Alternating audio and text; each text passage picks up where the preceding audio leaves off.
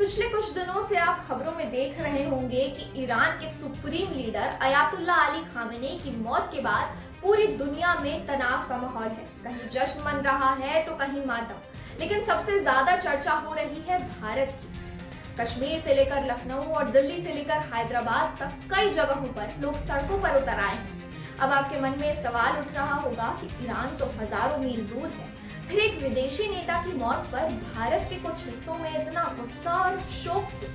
तो चलिए इसे समझने की कोशिश करते हैं। सबसे पहली बात जो हमें समझनी होगी वो है धार्मिक रिश्ता।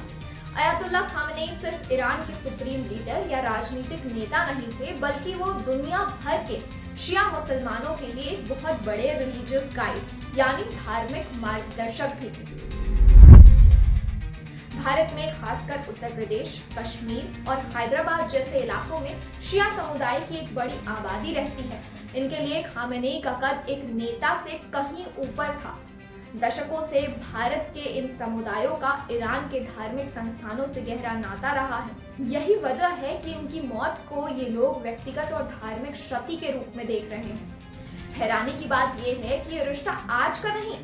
खामेनी सुप्रीम लीडर बनने से पहले 1980 के दशक में खुद भारत आए थे।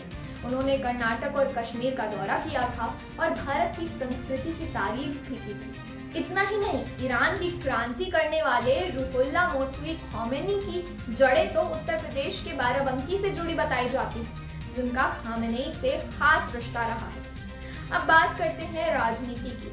खामेनी हमेशा से अमेरिका और इजराइल की नीतियों के खिलाफ खड़े रहे।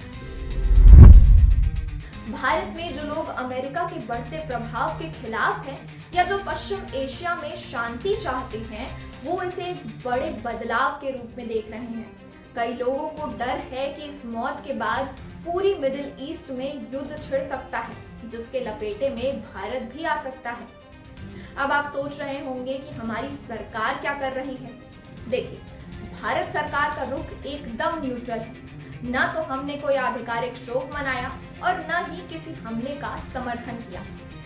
इसकी वजह बहुत व्यवहारिक है। भारत के लिए ईरान भी जरूरी है और इजराइल अमेरिका भी। हमारी तेल की जरूरतें, लाखों भारतीय जो खाड़ी देशों में काम करते हैं और हमारा व्यापार, सब कुछ इसी इलाके की शांति पर टिका है। इसलिए भारत चाहता है कि बस शांति बनी रहे। कुल मिलाकर अगर वहां तनाव बढ़ता है तो पेट्रोल डीजल के दाम बढ़ सकते हैं, जिसका असर दिखना शुरू भी हो गया है और साथ ही ग्लोबल सिक्योरिटी भी खतरे में आ सकती है। लेकिन इन सब तनाव के बीच ईरान की अब सत्ता किसके हाथ में जाएगी और पश्चिम एशिया की राजनीति क्या मोड़ लेगी, अब ये देखना भी दिलचस्प होगा, क्योंकि ये ऐसे फैसले हैं जो भारत की जियोपॉलिटिक्स और आम जनता दोनों पर असर डाल सकते हैं।